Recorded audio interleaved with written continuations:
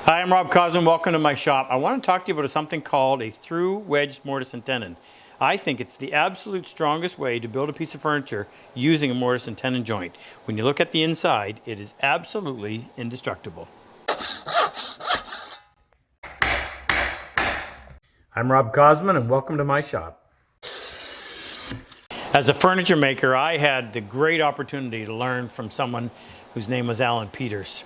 Alan Peters was, I think, the best designer craftsman of the last century.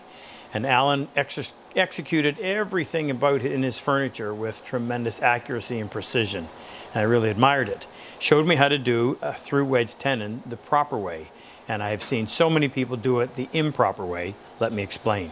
First of all, if you understand what's so good about a mortise and tenon joint, I'm not going to talk about through for a moment. I'm just going to talk about a typical mortise and tenon where you wouldn't cut all the way through or chop all the way through this piece. It has tremendous strength resisting shear forces coming down like that. It prevents twisting.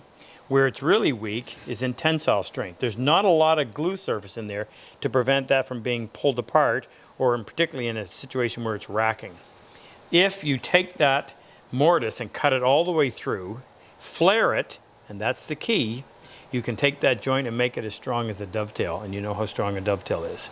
Now, I occasionally, when I do a test piece or an example, I'll cut it in half so that you can actually examine how it's done. And this is where Alan introduced me to the proper techniques involved in doing a through wedge tenon. I want to show you an example, a recent piece of furniture that I built where through wedge tenons were really important. So this is a standing desk, and you can tell by the look of it that it's really top heavy. Most all of the components are up here. You've got long, thin legs.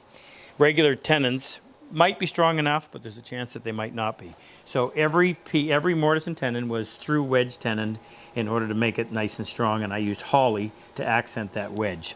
We even did it up here on this little piece. Now, it's a complicated joint. It has to be done right. It requires a tremendous amount of accuracy. But we recently released a video. It's over an hour long. And I know that's a long video, but in order to understand and be able to do this, to teach it, takes at least that long.